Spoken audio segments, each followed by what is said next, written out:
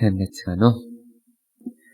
За, өнөөдөр Есүс фарисеучуд хуулийн багш нарыг загнуулж байгаа. Та нар шинжлэх ухаанаар бүх юм сайн мэддэг.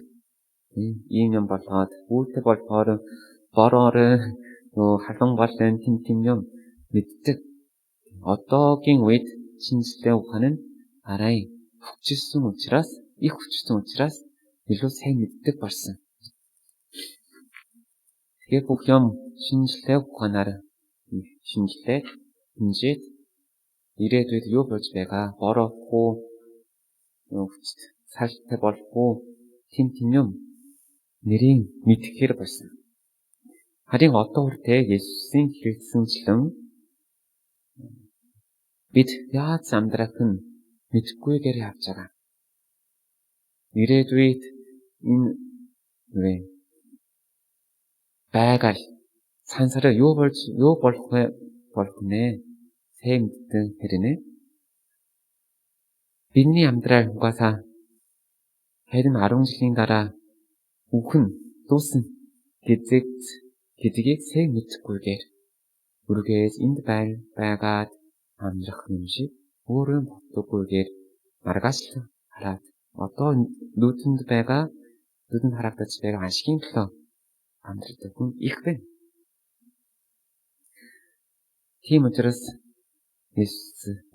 Есүс бидний хоёр нүрд гэж цагнаж байгаа юм шиг байна. Бид энэ газар дээр амьдрах дуусгаад зүгээр шороо шиг тоос шиг болох уу гэд хүсэж байна уу? Бодож байна уу? Эсвэл Тэнгэрийн өмнө түүнтэй уулзаад түүний бэлдсэн газарт амьдрах гэж найдаж байна уу? Бид үүнийг хүсвэл үүнийг хүлээж байвал үүнийг бодоод одоогийн амьдрал дээр үүнийг хэрэгжүүлэх хэрэгтэй байна. Бидний дунд 200 жил 500 жил амьдрсан хүн байхгүй. Бид ингээ ойсон бүх юм оршоод тавиад яаж амьдрсан нь Тэнгэрийн өмнө ингээд харах болно. Тэгээд тэр үед бидний бодснороо хүсдэг тийм замаараа авсан уу? Яаж амьдрахыг хүсэж байгаа вэ?